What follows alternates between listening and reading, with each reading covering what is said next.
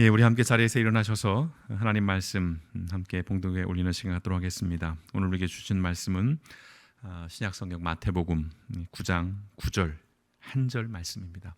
마태복음 9장 9절 말씀인데요. 우리 한 목소리를 같이 합독하시겠습니다. 신약성경 마태복음 9장 9절입니다. 함께 읽겠습니다. 시작. 예수께서 그곳을 떠나 지나가시다가 마테라 하는 사람이 세관에 앉아 있는 것을 보시고 이르시되 나를 따르라 하시니 일어나 따르니라. 아멘. 고맙고 감사하신 아버지 하나님, 오늘도 우리가 영상으로 하나님 앞에 나아갑니다. 비록 모이지는 못하지만 우리의 마음이 한 곳으로 집중되어져서 하늘의 하나님께 예배하기를 원하오니 우리 길벗 모든 공동체 가족들의 삶 가운데 하나님께서 함께하여 주시기를 원합니다. 코로나로 인하여서 여러 가지 어려움들, 고통들, 많은 위험과 위기 속에 우리가 살아가고 있는데 이럴 때일수록 믿음의 사람들로서의 합당한 삶을 살아갈 수 있도록 하늘의 하나님께서 우리를 도우시고 우리에게 힘과 또한 능력을 덧입혀 주시기를 원합니다. 오늘도 말씀을 통하여서 또한 아버지 하나님 우리 길벗 교회가 나아갈 길들을 같이 고민하고 또 나누기를 원합니다. 성령께서 오셔서 우리에게 동일한 마음을 갖게 하시고 동일한 열정을 갖게 하시고 동일한 곳을 향해 나아가는 공동체가 되어져 갈 수 있도록 오늘 말씀 가운데 함께하여 주시고 한 영혼 한 영혼 저마다의 삶의 자리를 하나님께서 기억하여 주셔서 아버지 하나님 이 어려운 시기들을 무탈하게 잘 건너나갈 수 있도록 하나님께서 한 영혼 한 영혼을 지키시고 또한 인도하여 주시옵소서. 모든 말씀 우리 권하신 예수님의 이름으로 감사하며 기도드렸습니다. 아멘. 예, 오늘도 이렇게 영상으로 또 말씀을 나누게 되었습니다. 우리가 대면 예배를 드리지 못한 지가 벌써 4주째가 되고 있습니다. 한 달인데요. 굉장히 긴 시간입니다. 모이지 못하는 것에 대한 어떤 답답함들, 또 아쉬움들, 또 여러 가지 생각들이 분명히 있습니다.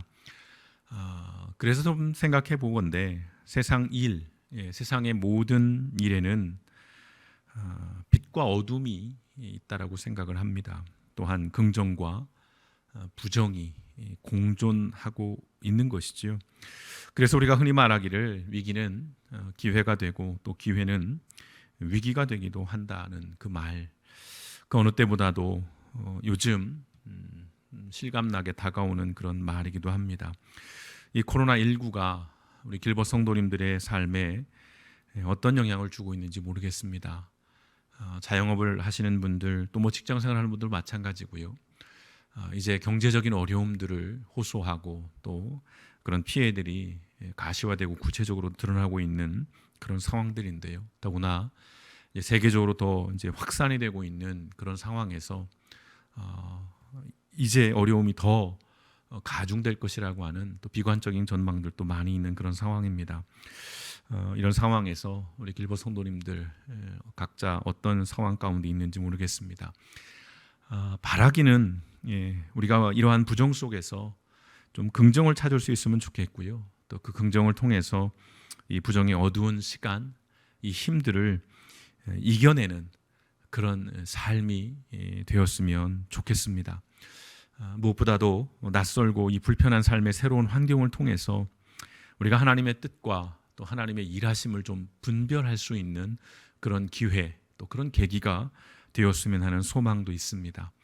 분명 낯섭니다. 우리가 원한 것도 아니고 우리가 바란 것도 아닌 우리의 일상들이지만 이 일상 속에서 또 하나님께서 어떤 일들을 행하고 있을지 또 어떻게 하나님의 일들을 또 풀어가시는지를 우리가 기도하면서 또 우리의 삶을 통해서 찾고 또 구하는 그런 시간이 되어지면 좋겠습니다.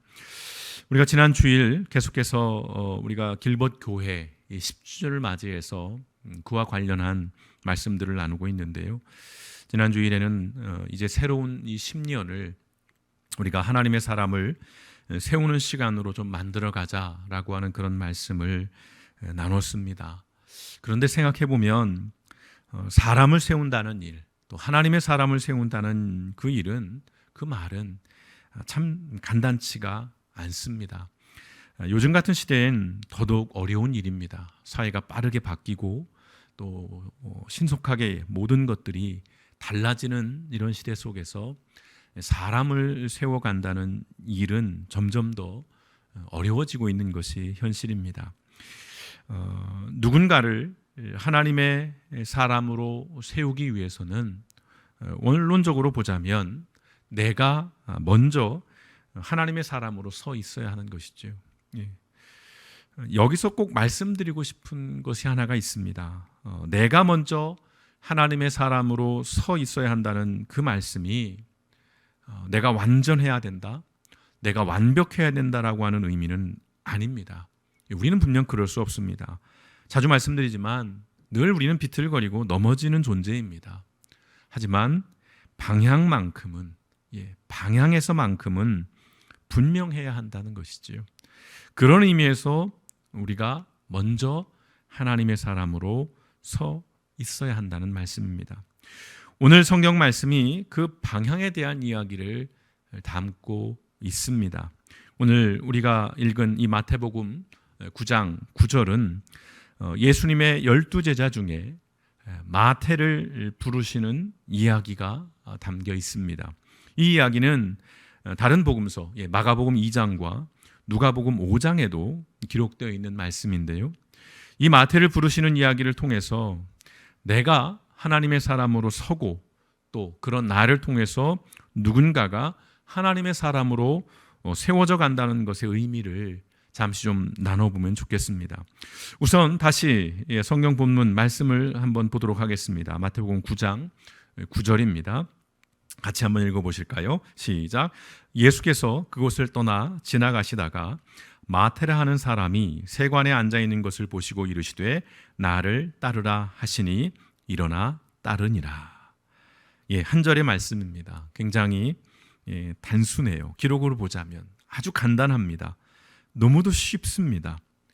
나를 따르라 예수님은 말씀하셨고 마태는 즉시로 일어나 따랐다는 것입니다. 생각해보면 우리 인생은 늘 고민스럽지요. 고뇌합니다. 갈등해요. 끊임없이 주저하고 매 순간 머뭇거리죠. 예컨대 점심으로 짜장을 먹을 것인지 짬뽕을 먹을 것인지를 놓고도 우린 수없이 고뇌하는 사람들입니다. 특히나 저처럼 우유부단한 사람은 매 순간 선택의 공포 속에 살아갑니다. 그런데요, 성경을 읽다 보면 정말 어마무시한 사건 속에서 선택과 결정들이 정말 아무렇지도 않게 이루어지는 것들을 자주 보게 됩니다. 그런데 생각해 보면 이 성경이라는 것이 그 시작부터 그렇게 시작이 됩니다. 창세기의 말씀이죠. 창조라고 하는 그 엄청난 사건의 기록은 사실은 매우 단순합니다. 이런 말씀이 반복되죠. 말씀하시니 그대로 되니라. 참 놀라운 말씀이에요. 말씀하시니 그대로 되었다는 겁니다. 여기엔 어떤 과정이나 또는 그것이 이루어지기 위한 어떤 노력이나 어떤 여러 가지 어려움들이 하나도 기록되어 있지 않아요. 말씀하시니 그대로 되었다는 겁니다. 얼마나 쉽습니까? 여러분, 멀쩡하게 잘 살고 있는 아브라함에게 어느 날 고향을 떠나서 미지의 땅으로, 알 수 없는 땅으로 가라는 하나님의 명령, 음성이 들려지지요. 아브라함의 반응을 성경은 이렇게 기록하고 있습니다. 창세기 12장 4절에 보시면 이에 아브라함이 여호와의 말씀을 따라갔고, 이 또한 단순합니다. 이에 아브라함이 여호와의 말씀을 따라갔다는 겁니다. 자신은 물론이거니와 가족과 종들과 심지어는 그 가축들의 생명이 걸린 문제임에도 기록상으로 말씀으로만 보자면 어떠한 저항이나 고민이나 갈등의 모습이 보이지 않습니다. 마태의 이야기도 그렇지요. 예수님은 말씀하셨어요. 그리고 마태는 따랐습니다. 그러나 우리는 이 성경을 읽을 때 이 이야기에 이 장과 장, 절과 절 사이의 그 행간을 읽을 수 있어야 한다는 것이죠. 이것이 묵상입니다. 자, 마태의 원래 이름은 레위입니다. 레위. 마가복음과 누가복음에서는 레위라는 이름을 사용합니다. 예수님이 마태를 부르시는 그 이야기 속에서요. 자, 레위라는 이름에서 우리는 많은 것들을 얻을 수가 있습니다. 그의 혈통이 곧 레위인 레위인이라는 것을 알 수 있지요. 레위인 또는 레위 지파라고도 표현을 하는데, 요즘 지파라는 말을 쓰기가 좀 조심스러운 그런 시대이긴 합니다만, 자, 레위인이라고 하면 누굽니까? 구약 성경에 보자면 야곱과 레아의 셋째 아들의 후손들을 레위인이라고 부릅니다. 이스라엘 12지파 중에서 제사장 임무를 수행하던 지파입니다. 나머지 11지파가 땅을 기업으로 받게 됩니다. 그래서 그 땅을 통해서 삶을 이어가게 되는데, 이 레위 지파는 땅을 유업으로 받지 못했습니다. 왜냐하면 다른 지파들의 그 11조를 통해서 살아가는 그런 지파였기 때문이지요. 왜 그랬냐 하면 이들은 성전을 관리하고 제사를 주관하던 사람들이었기 때문입니다.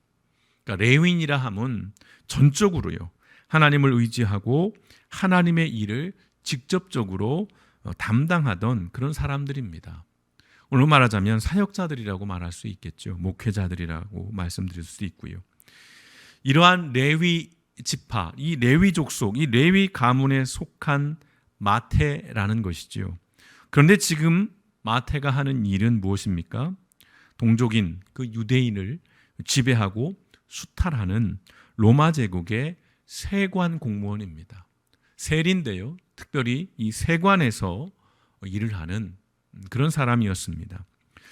자, 마태라는 사람, 현실적으로 보자면 유능한 사람입니다. 성공한 사람이에요. 또한 어떤 캐릭터로 보자면 명분이 아닌 실리를 추구하는 사람이라는 것을 우리는 알 수 있습니다. 민족이나 종교보다는 어떤 현실적인 안정과 지위를 선택한 사람이라고 할 수 있는 것입니다. 또 매국노라고 하는 그 동포의 비난 앞에서 추측컨대 고민도 하고 갈등도 했겠지만 결국 개의치 않고 세관의 공무원으로, 세리로 살아가는 것이지요. 그렇게 살던 마태가 나를 따르라는 그 예수님의 부르심 앞에 즉각적으로 반응을 했다는 것입니다. 누가는 이렇게 그 장면을 기록하고 있습니다. 누가복음 5장 28절에 보시면 그가 모든 것을 버리고 일어나 따르니라. 더 놀라운 기록이죠. 모든 것을 버렸다라고 하는 것이 더 추가되어 있습니다. 여러분, 가진 것이 없는 사람도 이러한 부름 앞에 주저할 일인데, 마태는 자신이 가지고 있고 또 누리고 있고 인정받고 있던 안정적이었던 모든 것을 버렸다라고 하는 것입니다. 그런데요, 이 마태의 이 반응에서 우리가 좀 주목하고자 하는 것은 소위 말해서요, 그가 가지고 있던 명함과 어떤 통장을 버렸다는 것, 그것이 아닙니다. 그것을 우선하게 되면 이야기는 좀 달라지는 것이죠. 그것은 표면적인 것이에요. 본질은 이것입니다. 그가 살아가던 삶의 방향을 전환했다는 것입니다.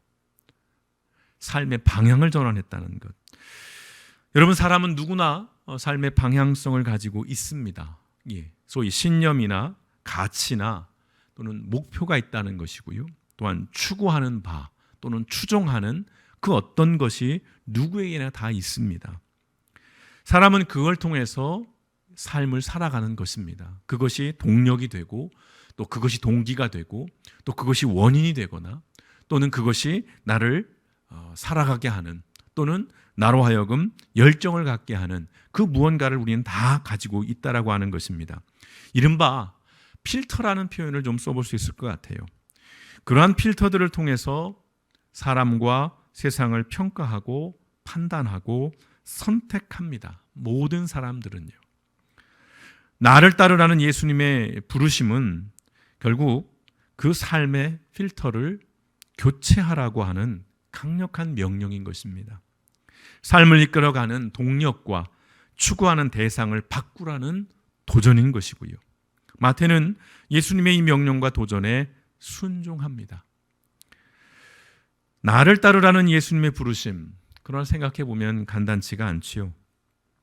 예수를 믿고 또 교회를 다니고 심지어 목사로 살아가는 사람일지라도 그 삶의 방향이 예수님을 향해 있지 않은 경우가 사실은 많다는 것입니다. 예수님을 내 삶의 동력이나 목표가 아니라 내가 추구하는 신념과 또한 가치를 이루기 위한 수단이나 도구로 여기는 경우가 많다는 것입니다. 요즘 우리 사회에 특별히 우리의 교회들을 보면서 이런 생각들을 많이 하게 되는 것입니다. 마태는 분명 잘 살았습니다. 부유하게 살았습니다. 인정받고 살았고요. 권력을 가지고 있던 사람이었습니다. 그러나 제대로 산 것은 아니라는 것입니다. 그가 부자가 될수록 누군가는 가난해져야 했습니다. 그의 지위가 올라갈수록 사람들과의 관계는 끊어지고 멀어졌다라고 하는 것이죠. 물론 피상적인 관계들은 연결돼 있었겠죠. 여러분 한번 생각해 보십시오. 마태의 가문, 그의 혈통은 레위입니다. 레위 사람들. 레위 사람들이 하던 일이 무엇이라고 말씀드렸죠? 풀어보면 하나님과 사람을 중재하고 중보하는 일을 했던 사람입니다.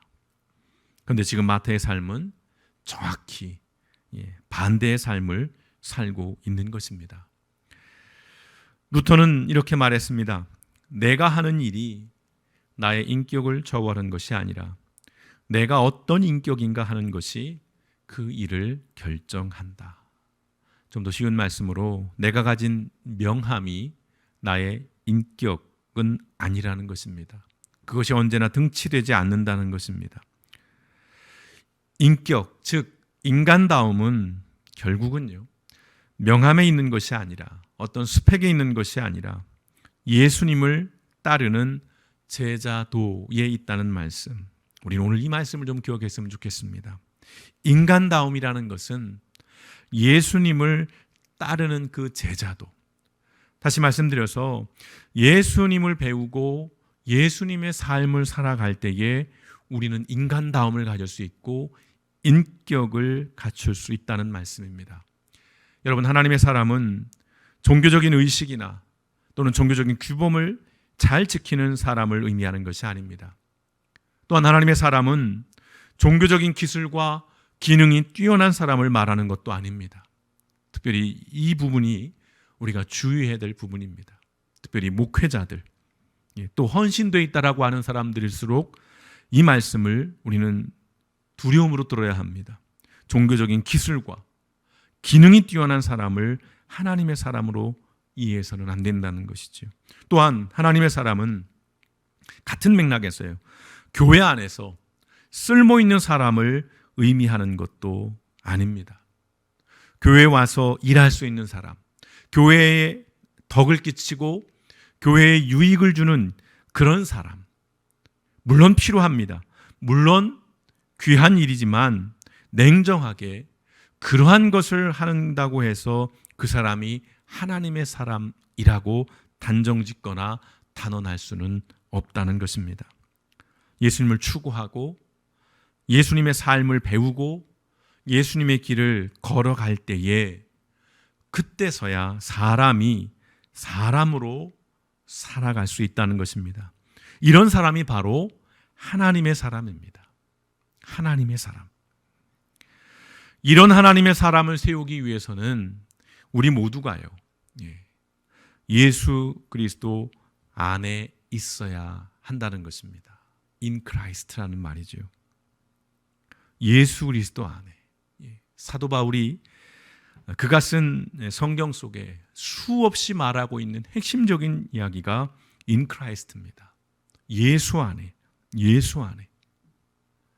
예수 안에 있을 때에 비로소 그 사람이 하나님의 사람이고 또한 그런 사람이 하나님의 사람을 세울 수 있는 것입니다. 왜냐하면 예수님이 하나님 안에 있었기 때문입니다. 매우 중요한 이야기입니다. 여러분, 사실 예수님은 제자들에게 나를 따르라 이런 말씀을 하셨습니다마는 그에 앞서서 생각해 보면 예수님도 따랐던 분이라는 것이죠. 하나님을 따르셨습니다. 하나님의 보냄을 받은 분이에요. 하나님의 말씀을 따라서 그 말씀을 살아내셨던 분이라는 겁니다. 하나님을 따르는 사람이라면 어떤 삶을 살아야 하는지를 사람 가운데 오셔서 직접 몸소 우리에게 보여주신 분이 예수 그리스도인 것입니다. 그런 예수님을 따르면 우리의 인격, 인간다움은 하나님을 닮아가게 된다는 것입니다. 그래서 말씀을 드립니다. 따르면 따릅니다. 오늘 설교의 제목이지요. 따르면 따른다는 것입니다. 이것이 길벗교회가 사람을 세우는 원리이고 원칙이었으면 좋겠습니다. 이제 길벗교회는 그래서 이랬으면 좋겠습니다. 나는 못했지만, 또는 나는 못했으니 너는 해, 너는 좀 잘해봐가 아니라 나도 못했지만 우리 함께 해보자. 이런 마음으로, 이런 자세로 우리가 함께 공동체를 이뤄갔으면 좋겠습니다. 제자들을 향한 나를 따르라고 하는 이 말씀은 함께 하자, 함께 가자는 예수님의 초청입니다. 또한 예수 안에 머물라, in Christ, 예수 안에 거하라, 예수 안에 살라라고 하는 초대인 것이지요. 예수님을 향해 삶의 방향을 바꾸고 예수님의 삶을 추구한다면 우리의 삶은 하나님의 사람으로 변화되어 갈 줄 믿습니다. 그런 사람들이 모인 교회는 이 세상 속에서 강력한 힘을 가질 수밖에 없는 것입니다. 성령님께서 우리와 함께 하시며 도우실 것입니다. 우리의 능력으로, 우리의 재능으로 하는 것이 결코 아닌 것이지요. 여러분, 우리 길벗교회가 종교인이 아닌 인간다움을 지닌 하나님의 사람을 세워가는 그런 교회가 되기를 원합니다. 먼저는 내 자신이요, 먼저는 나부터 인간다움을 지닌 하나님의 사람으로 세워져 가야 할 줄 믿습니다. 여러분 꼭 기억하십시오. 따르면 따릅니다. 하나님을 따랐던 예수님, 그 예수님을 따랐던 제자들, 내가 먼저 하나님 앞에 엎드리고 내가 먼저 예수의 삶을 살아가면 내 뒤에 오는 이들은 그런 나를 보며 우리를 따르게 된다고 하는 것입니다. 이 따르면 따른다고 하는 이 말을 가지고 우리 길벗교회가 하나님 앞에 정말 사람이 사람으로 살아가는 그 인간다움을 풍성하게 드러내는 정말 품격 있는 그리스도인, 하나님의 사람으로 살아가시기를 주님의 이름으로 축원드립니다. 어렵지만 그러나 우리가 이 방향을 돌린다거나 또는 포기해버린다면 우리는 결코 이 세상 속에서 그리스도인으로, 교회로 존재할 수 없다는 사실을 우린 또한 기억해야 할 줄 믿습니다. 앞으로 이 길벗교회, 우리 교회 속에서는 정말 하나님 보시기에 정말 사람다운 그런 하나님의 사람들로 세워져 가고 또 그 과정에서 우리가 정말 놀라운 일들을 이루어내는 저와 여러분, 우리 길벗교회가 되어지시기를 주님의 이름으로 축원드립니다.